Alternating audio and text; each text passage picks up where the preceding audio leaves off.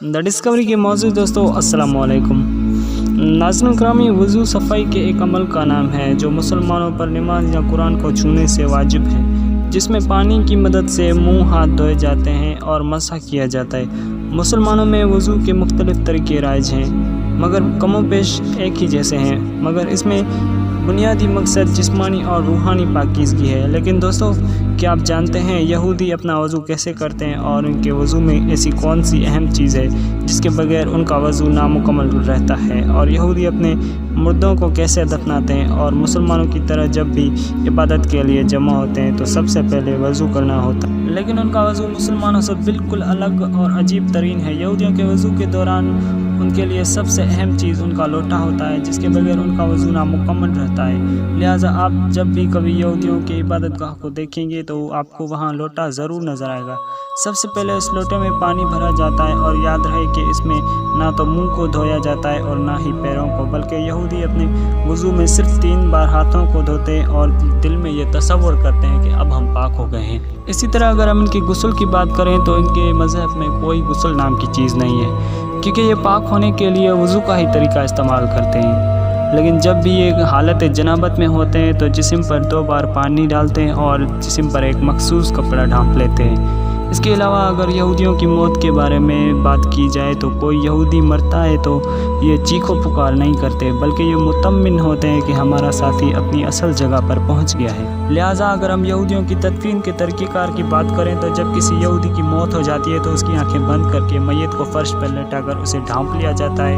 اور قریب چند شمعیں روشن کر دی جاتی ہے، اور میت کو کسی بھی وقت اکیلا نہیں چھوڑا جاتا۔ ہر وقت میت کے ساتھ چند افراد رہتے ہیں تاکہ مردے کو تنہائی کا احساس نہ ہو۔ اس کے علاوہ میت کے قریب کچھ بھی کھانا پینا سختی سے منع ہے،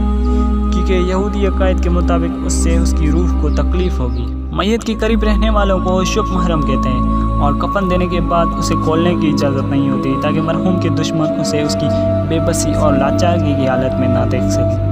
میت کے اوپر ایک شاول بھی ڈال دیا جاتا ہے جسے تعلید کہا جاتا ہے۔ دوستو یاد رہے، جبکہ اسرائیل میں تابوت رکھنے کا رواج نہیں ہے، اور اگر کسی وجہ سے رکھ دیا جاتا ہے تو اسے سوراخ کیے جاتے ہیں تاکہ خاک ارض سے میت کا تعلق برقرار رہے، جبکہ اس رسم میں یہ بھی ہے مرنے والے کی قریبی عزیز ایک مشتق خاک اس کی کفن میں ڈال دیتا ہے۔ یہ رسم عقائد اس بات کا دلیل ہے کہ مرحوم کا جسم خاک ارض مقدس سے مست رہے۔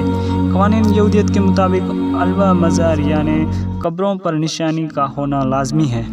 تاکہ قبروں کی شناخت برقرار رہے، جبکہ کچھ یہودی اس مقصد کے لیے قبروں پر گول پتھر رکھنے کے بھی قائل ہیں۔ یہودی الوا مزار پر مرحوم کا نام، تاریخ پیدائش اور کچھ حالات زندگی خصوصاً مذہبی خدمات عبرانی زبان میں کندہ کیے جاتے ہیں۔ اس کے علاوہ کچھ مذہبی علامات ثبت، مثلاً تورات داؤدی اور منوڑا آیات تورات اور اقتصابات یعنی 10 احکام بھی لکھے جاتے ہیں۔ یہودیوں کے بارے میں ایک سب سے بڑی افواہ یہ بھی گردش کرتی ہے کہ یہودی اپنے مردوں کو کھڑا کر کے دفن کرتے ہیں، لیکن اس حقیقت میں ایسا کچھ بھی نہیں ہے، بلکہ یہ صرف ایک غلط فہمی ہے جو لوگوں کے دلوں میں بس چکی ہے۔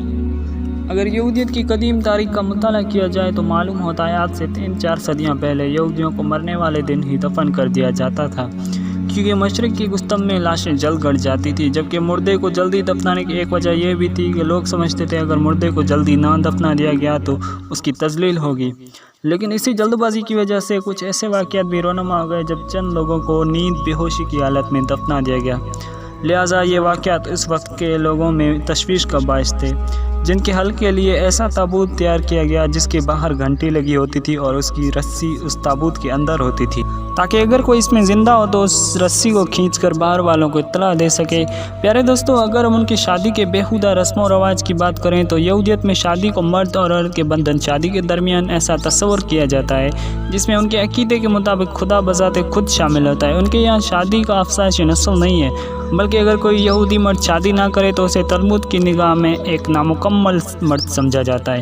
اور اگر یہودیت کی ازدواجی نظام پر نظر ڈالی جائے تو معلوم ہوتا ہے ان کے یہاں عورت کا مقام نہایت پست ہے،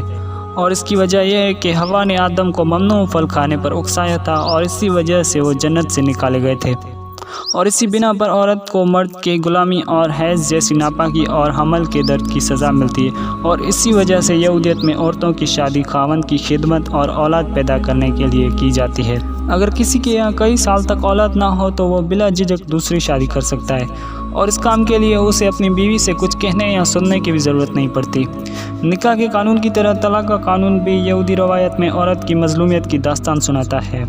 क्योंकि यहूदी मर्द जब चाहे छोटी सी लर्जिश पर भी तलाक दे देते हैं और हैरत अंगेज़ पर उनको ये हक अपने मज़हब ने दिया है। मुख्तलिफ तारीख़ की किताबों में मिलता है कि यहूदियों में शादी का तरीका बहुत सादा और दिलचस्प है, जिसमें मंगनी का ऐलान शादी से पहले किया जाता है। शादी के दिन रोज़ा रखना मुस्तहसन समझा जाता है और उनकी शादी की रस्म को मजलिस में अदा किया जाता है, जिसमें कम से कम 10 बालिगों की मौजूदगी ज़रूरी समझी जाती है। और इस मजलिस की इमारत में एक रेशमी कपड़े का शामियाना तैयार किया जाता है, जिसमें दूल्हा दुल्हन के हमरा आता है। फिर यहूदी रब्बी एक गिलास में शराब लेता है और ज़ौजैन के हक़ में दुआ करता है और वह गिलास दूल्हा दुल्हन को दे देता है, जिसके बाद ये लोग शराब को चखते हैं और बाद वक़्त दूल्हा दुल्हन ये शराब पी भी जाते हैं। और अगर दूल्हा दुल्हन की झूठी शराब बच जाए तो ये यहूदी अकीदे के मुताबिक ये